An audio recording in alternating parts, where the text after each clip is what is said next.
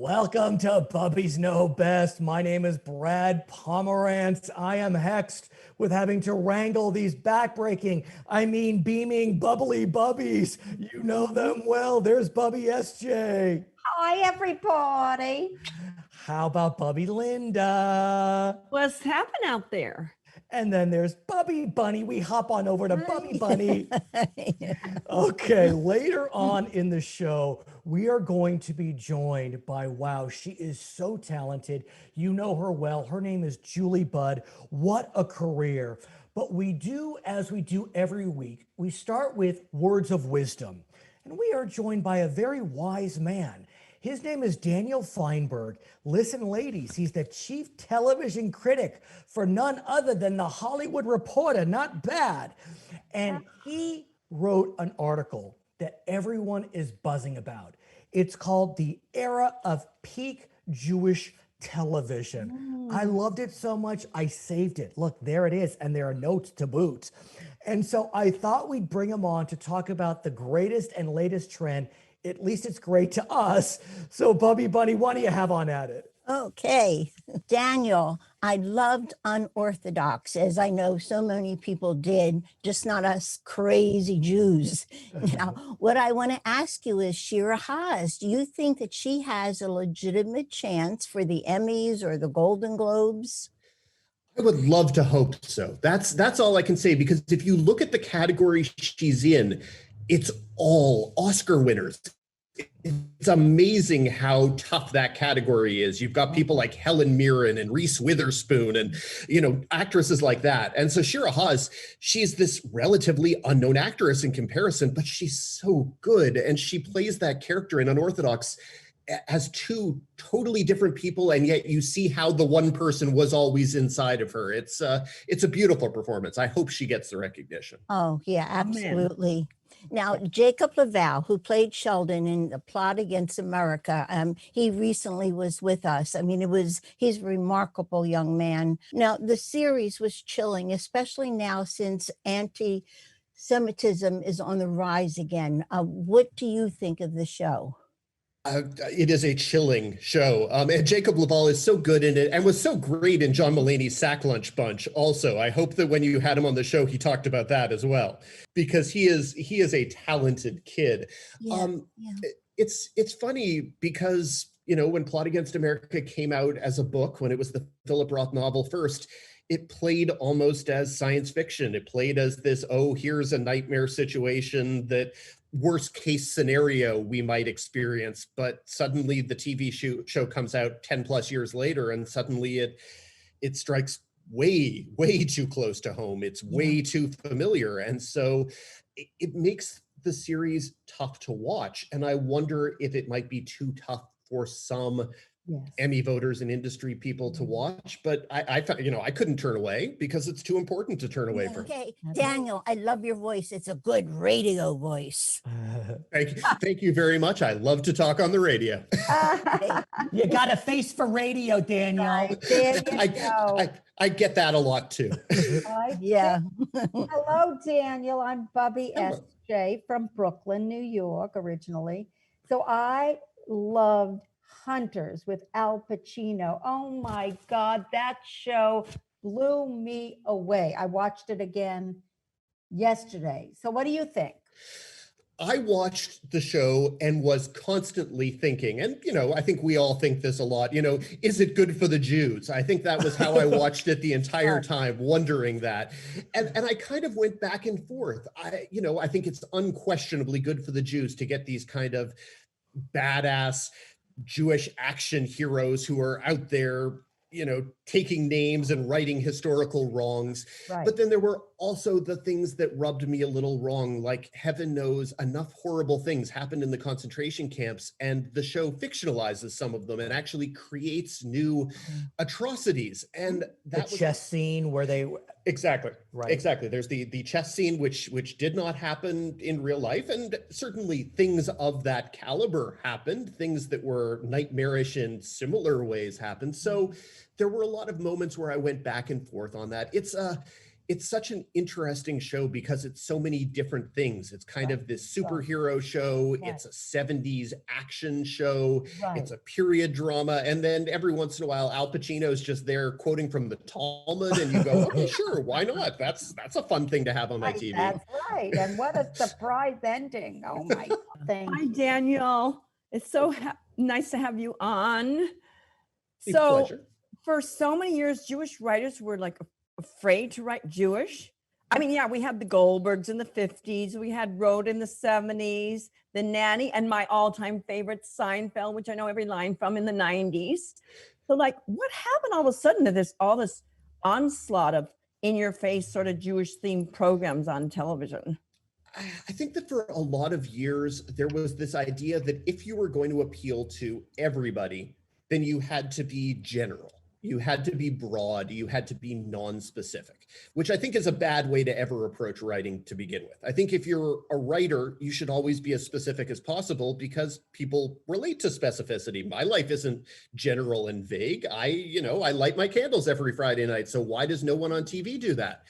And Yeah. I think that we've seen in the past couple of years, simply because there's so much more TV, because there were 500 plus scripted television shows last year, that the best way people are discovering to differentiate themselves is to actually show the way people really live, which is different. Not everyone is identical, but we all live our individual lives. So seeing these shows that are touching on Jewishness, but also a show like Rami on Hulu, where the main character is a practicing Muslim, that is different. Seeing a show like Never Have I Ever on Netflix, where the main characters are practicing Hindus, that's different. And it's so great to see shows like that. It just, people like to be seen. People like to see their lives on TV, and it's a pleasure.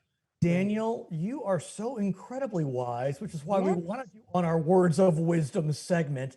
And I want to tell you, I love your Twitter feed. I really do. So if Me you love too. television like we love television, There he go is. to Daniel's Twitter feed. He spells his name a little differently, though. It's Fine, F-I-E-N. So the Twitter address is the Fine, F-I-E-N print. We will be following you on Twitter. Right. I thank you I so much for follow joining you us. already. And The I love Bubbies- Chucky. I'm a Chucky fan. I'm just saying. You know that. You should know that.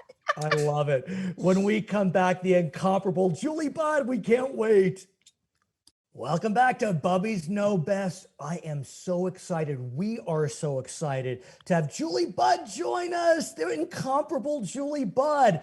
Now, I got to tell you, everyone, Julie Budd is an award winner. Look, there you have it. She won the Broadway World Award. Look at that. How nice. Oh my But God. I think what may be more impressive, she won the Brooklyn Jewish Hall of Fame. Whoa. What do you think of that, Bubby SJ, the Brooklyn Jewish Hall of Fame? Well, honey, I'm a Brooklyn girl born and raised in Borough Park. Where were you? Where? 40th between 14th and 48th Street, then 40th between 14th and 15th Avenue. That's where I was raised. There I am. Oh my God. So cute. Oh my God. Oh Uh, my you're beautiful. God. It's before boobs. Oh, you're beautiful. Beautiful. Anyway, the I- Catskills. I love the Catskills. I know you performed in the Catskills as a teenager. Well, when I was 12 years old, there I am. I was 14 there. That was at the Wow. Raleigh Hotel. Remember the Raleigh? The Raleigh Of was a fun course, place. the Raleigh. My mother loved the Raleigh, of course. And But I was Brown and I was Butch's. discovered at 12 years old at Tamarack Lodge. And I continued to work up in the Catskill Mountains because it was such a great way to Right. get training. You worked with everybody. You worked with every band leader, every major producer Right. and artist worked up Right, in the right. Catskills at that time. So it was great Absolutely. training for me. And a man by the name of Herb Bernstein saw me in a talent show and he spotted me and he was recording Merv Griffin and my life began. Wow. You Well, deserved every bit of it, honey. Thank yes. You. I started at 13 as a child performer on American Bandstand, and many of the stars came to our show to perform. We were like the hub, like the Hollywood of Philadelphia. It was a big, big production, that show. You were Right. very lucky to get on such a high profile, Oh, yeah, such we a had, gift. That's a gift, right. right? We taught the nation how to dance. We have fan clubs all over America. Now, with that, at 13, you were 12. It comes with challenges. What were some of your challenges? It was a whole new lifestyle. There I was, a little kid from Brooklyn, and all of a Mhm. sudden, one day I go on the subway, and you know this feeling. You go on the subway Yes. one day, and people are taking pictures, and they're Yeah. writing. You know, it's a funny thing, because there were what, three major stations at the time. When Yes. 3, 6, and 10. that's right. Right. 2, 4, and 7 were the big Oh. stations. And then, there was 5 and 11 and 9, but, there was no cable or anything, and everybody was watching the same shows. And if Yes. you were on Bandstand, a highly profiled show like yours, or Merv Griffin, or Johnny Carson, or Ed Sullivan, the next day you walk down the street and everybody saw you and they knew exactly who you were. And that's kind of it's wonderful. Now you work with some of the wonderful stars of yesteryear, like Sinatra. Oh my God. Liberace, Henry. Bob Yeah. Hope, Yeah. Marvin Hamlisch.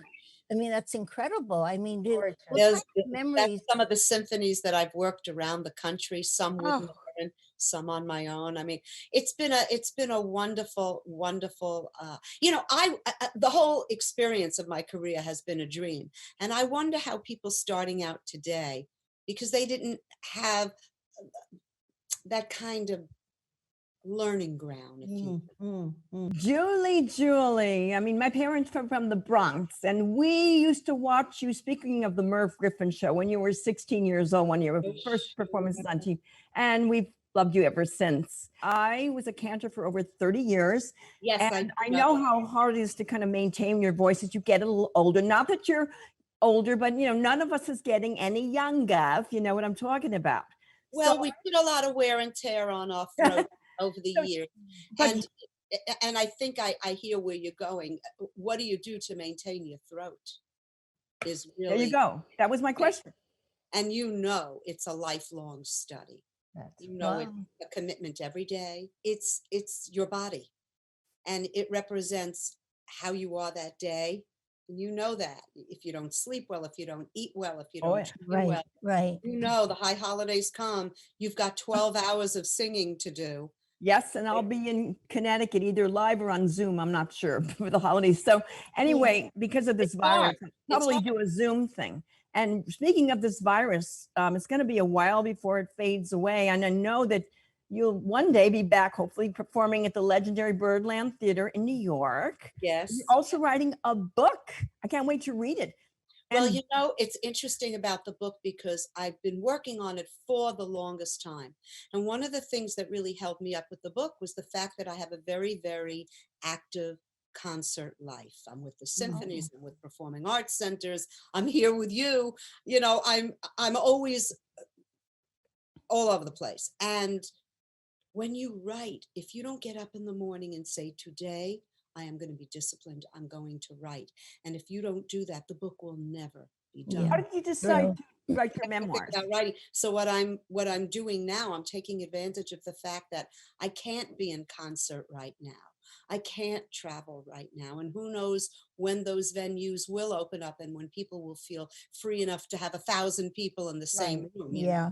So I'm taking this time now. I'm so glad you mentioned it, because I'm taking this time now to write about what it was like to be that kid, in this industry at that time, at that Beautiful. special time with those outrageously brilliant people.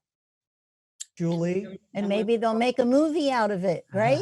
Yeah. That's right. And you'll be in it with your gorgeous voice. Oh, okay. Julie, I have a Julie? question. If you have a Brooklyn accent, how come when we sing, it's not like with an accent? Good. First of all, we may have New York accents, if you will, or sounds, but we really don't have that deep do you know what I mean? Yeah. Really Yeah. that really heavy sound. And I think it's because we probably traveled a lot and other sounds have gotten in our ears. Especially out But, here. but I also think that when you sing, you're stretching out vowels and consonants. Oh, And okay. so, it pushes, the resonance pushes pronunciation into different places in your head and in your speech. Right. Thank to you. hold those That notes, to you hold those. cleared it up. Thank you. I always wondered about Julie, that. I want to talk about you when you were a child, because there is no question that in your child years, your teen years, you had to have been influenced by some remarkable women. And I know you were. And I want to show pictures of those remarkable women. They are your bubbies. Oh, And Oh, there is Grandma Helen, Bubby Helen. And here is Bubby Flory. Grandma Helen, you lived with her when you were on tour? Yes. What happened was Grandpa Joe had passed. oh, Yeah. And he was really, I must say, both of my grandparents, both sets of my grandparents were remarkable people. I mean, they were such an anchor in my life, my grandparents. And they actually knew one another before my parents were even born. Was it a shidduch? Did they make the shidduch? It was a definite shidduch. I don't know if you Okay. ever tried it. It was a shidduch because there was a family party. My grandparents told me that in the old days, they used to do these family parties, big That's family right. parties in hotels. And if there was two single people, of course, what brings a family together? Two single people. And they put my mama in a room, my papa in a room. They closed the door. They said, "You kids get to know each other." What a gift that you got to know your grandmothers and really love them and adore them and learn from them. And that's why we know that Bubbies do know best. And we have three great Bubbies that will be glad to be your new friends and join you on your journeys. If you get to Los Angeles or really anywhere you perform, let us know. 'Cause Yeah. we'd love to come see I you. would I love mean, you that. are Yes, one of the most legendary singers of the era. So we thank you so very Yes. much for joining us. thank When you. we come back, it's our Love new game, Guess the Grandma. You're wonderful. Thank you for having me. Thank Mama love. Thank you, darling, for Yeah, being thank here. you. Welcome back to Bubbies Know Best. Julie Budd, just love that lady. So talented. It's time for our new game, Guess the Grandma. I love this game. So what we're gonna do is we're gonna show you a picture of a celebrity with her daughter and her daughter's grandma, which would be her mother. And so then you're gonna have to guess who the celebrity is. We're gonna give you three choices.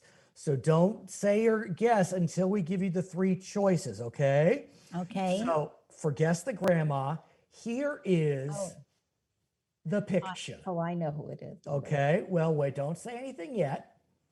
So is it Elizabeth Banks? No.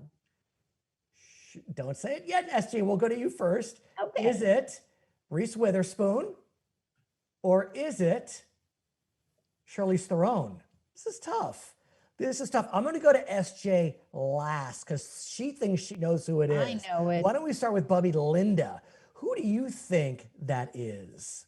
I think Reese Witherspoon. Okay, why? The physical facial characteristics. Okay. Bunny, who do you think it is? Can I see the picture again? Of course you can. Give me a second. Let me pull it up for you. So here's the picture. I'm going to share our screen. So here's the picture. Is it Elizabeth, Reese, or Charlize? Elizabeth. Okay, you think it's Elizabeth Banks. SJ, who do you think? Reese Witherspoon. You think it's Reese Witherspoon. Okay, so we have 2 for Reese, we have 1 for Elizabeth, and the answer is Reese Witherspoon. All right. I mean, you can kind of see, but I can see how you thought it was Elizabeth, but that's the beauty of this game. It's a 2-1. For the first time in I don't know how long, Bubby Linda, you were in the majority. Who would have thunk it? I know. You managed to Dimple. pull that off. So ladies, let's try our tried and true favorite. You know it well. It's Bubbies React, we are going to show you a video from a TikToker. You know, that newfangled technology TikTok. His TikTok name is the redheaded Jewish comic, but his clip is not necessarily about being Jewish, but it's the whole ambiance. I want to see what you think about what he said. When your parents get divorced, people always tell you that it's not your fault. But my parents got divorced when I was 13 and then got back together right after I went to college. That means it was my fault.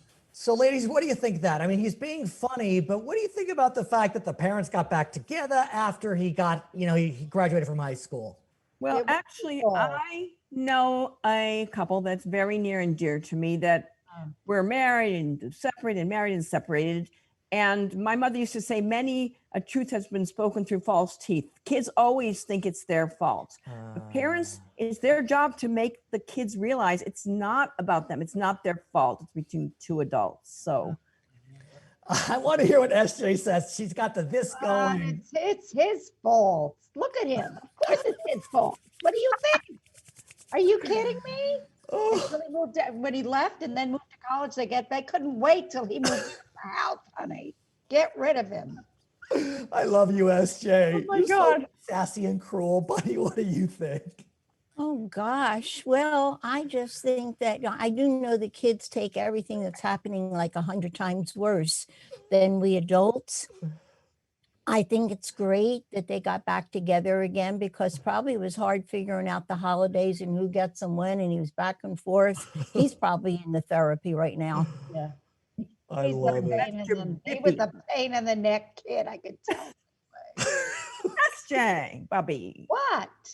Shut up, Linda. Just be nicer to him, that poor boy chick. I well, know. you can be the I nice know. one, you too. I'll just be me. Another great show on Bubbies Know Best. Okay, we want to remind our audience, of course, that you can listen to Bubbies Know Best on all podcast platforms. There is the web address for you.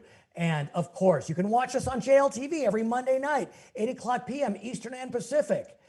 Email us. We'll take your emails. You want to be on our show? Maybe we'll have a fan favorite show. That's Bunny's idea. Then Brilliant. you gotta follow us on social media, Facebook, Instagram, and Twitter. There are the addresses. We got our own Teespring store, our own merch store. You gotta buy a mask or a hoodie. Look at Bubby SJ with your fakakta hoodie. You look good, SJ. You do. You look good. And here are the schlemiels that work behind the scenes on Bubbies Know Best. Bubbies, you're so awesome. We just love you so much. You complete me. You complete us. Goodbye, everyone. All right. Get Alrighty. it. Get Cindy. Get Yeah, what she said. right.